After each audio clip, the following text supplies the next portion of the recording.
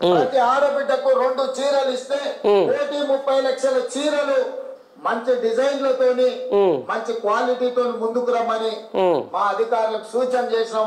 BRS అయిపోయింది, LRS అయిపోయింది, MRS ఇక వద్దులే. ఇక బీఆర్ఎస్ కానీ ఎల్ఆర్ఎస్ కానీ ఇప్పుడు ఈయన చెప్పిన బతుకమ్మ చీరలకు సంబంధించిన దాని మీద సిగ్గుండాలి. మనము మనుషులము, ఏం మాట్లాడుతున్నాము? ఈరోజు ఎంతోమంది గతంలో నా చిన్నతనంలో ఇట్లాంటి పేపర్లు ఏమేమి రాసేటి, సిరిసిల్లలో ఉరిసిల్లగా మారింది. అక్కడ ఎవరైతే వాళ్ళందరూ ఉన్నారో వ్యూవర్స్ కానీ లేకపోతే వాళ్ళందరి పరిస్థితి దారుణంగా ఉంది. లేకపోతే అక్కడ ఉన్నటువంటి బట్టలు కుట్టేవారి పరిస్థితి అత్యంత మిడ్మానేర్లో దునికి చేస్తూ ఉన్నారు, లేకపోతే ఇంట్లో ఉరేసుకొని చేస్తూ ఉన్నారు అని చెప్పేసి ఒక దీన గాథని ఈరోజు అక్కడ ఉన్నటువంటి వాళ్ళు చేస్తూ ఉంటే వాళ్ళకు జోలెబట్టి అడుక్కొని ఈరోజు వాళ్ళని ఒక ఉన్నత స్థాయికి తీసుకొచ్చి బతుకమ్మ అయితేనేంది, లేకపోతే క్రిస్టియన్కి సంబంధించిన అయితేనేంది, లేకపోతే క్రిస్మస్ పండుగ అయితేనేంది, లేకపోతే ఇవన్నీ ఇచ్చి ఈరోజు వాళ్ళ జీవితాల్లో ఒక వెలుగు నింపినటువంటి గత ప్రభుత్వానికి పేరు వస్తుందని చెప్పేసి, లేకపోతే అక్కడ ఉన్నటువంటి ఎమ్మెల్యేకు పేరు వస్తుందని చెప్పేసి ఆఖరికి ఉన్న బతుకమ్మ చీరల్ని కూడా అజ్జేసిరు కదా.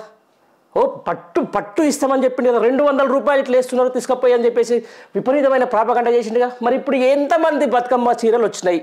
మహిళలు ఆలోచించాలి, 110% ఆలోచించాలి. బతుకమ్మ చీరలు ఈరోజు పేదింటి ఆడబిడ్డకు అంతో ఇంతో కొంచెం ఒక పెద్దన్న లెక్క ఇచ్చినటువంటి ఈరోజు బతుకమ్మ చీర ఈ ఇప్పుడున్నటువంటి పాలకుడు చెప్పిన మాటలు ఏందో విన్నారు కదా మీరే. ఏమంటాడు వినండి.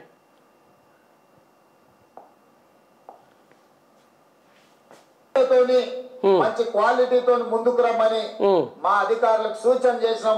బీఆర్ఎస్ అయిపోయింది, ఎల్ఆర్ఎస్ అయిపోయింది. అధికారులకు సూచన చేసి ఎన్ని రోజులు చేసినావు? ఎన్ని పండుగలు పోయినాయి? ఈ 1 ఇయర్లు అంటే దాదాపు క్రిస్మస్ పోయింది, ఆ తర్వాత రంజాన్ పోయింది, ఆ తర్వాత బతుకమ్మ పోయింది. ఎంతమంది రైతులు, ఎంతమంది ఆడపిల్లలకి ఇచ్చినావు నువ్వు? ఎవరెవరు ఆడపిల్లలకి ఇచ్చి ఈరోజు వాళ్ళందరూ బతుకమ్మ చీరలు నువ్వు ఇచ్చిన క్వాలిటీ బతుకమ్మ చీరలు ఇచ్చేసి వాళ్ళని అడ్జేసినావా? సిగ్గుండాలి.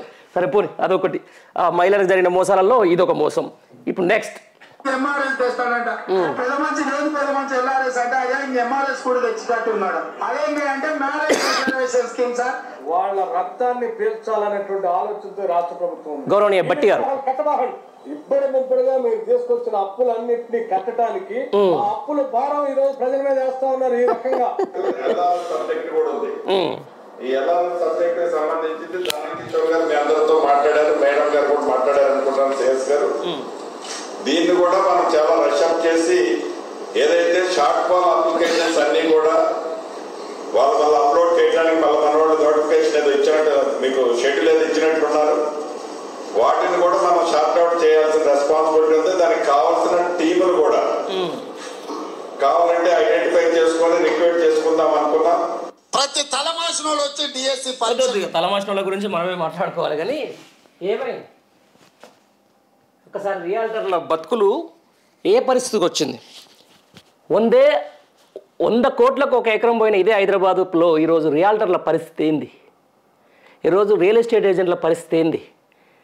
అక్కడ ఇక్కడ అప్పులో, లేకపోతే వాళ్ళ పిల్లం మీద పుస్తకాల్లో, లేకపోతే వాళ్ళున్న సేవింగ్స్ అని తీసుకొచ్చి ఒక భూమి దగ్గర లేకపోతే ఇంత ఫ్లాట్స్ కాడ అది పెడుతుంటే ఏం జరిగింది చెప్పండి?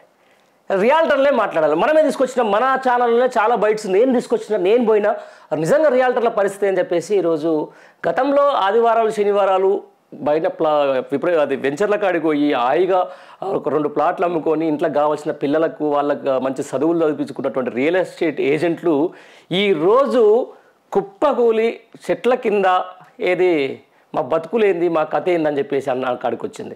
మెయిన్ పోయిన ఒక రిజిస్టర్ కాడికి పోయిన తర్వాత ఒక ఇంటర్వ్యూ చేస్తున్నప్పుడు కూడా గతంలో 70 నుంచి 80 అయ్యేది, ఈసారి కేవలం రోజుకు 30 నుంచి 20 మాత్రం అవుతుంది. రియల్ ఎస్టేటేగా చేసేది రా. ఇప్పుడున్నటువంటి ముఖ్యమంత్రి రియల్ ఎస్టేట్ చేసి ఈరోజు 4 పైసలు సంపాదించుకున్నాడుగా.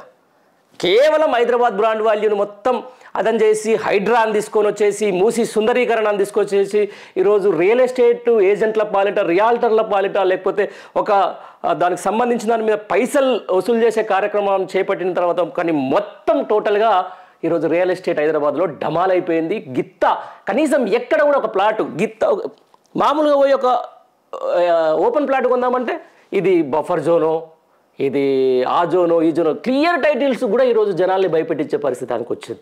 ఒక ఇల్లు కొనుక్కుందామని చెప్పేసి ఒక సాధారణ మనిషి లేకపోతే ఒక సాధారణ ఎంప్లాయీ పోతే బామ్మో ఇది తర్వాత ఏమవుతుందో, ఇప్పుడు గవర్నమెంట్ ఉంటుందో ఉంచుతో కూలుస్తుందో అని చెప్పేసి భయపడాల్సిన పరిస్థితి.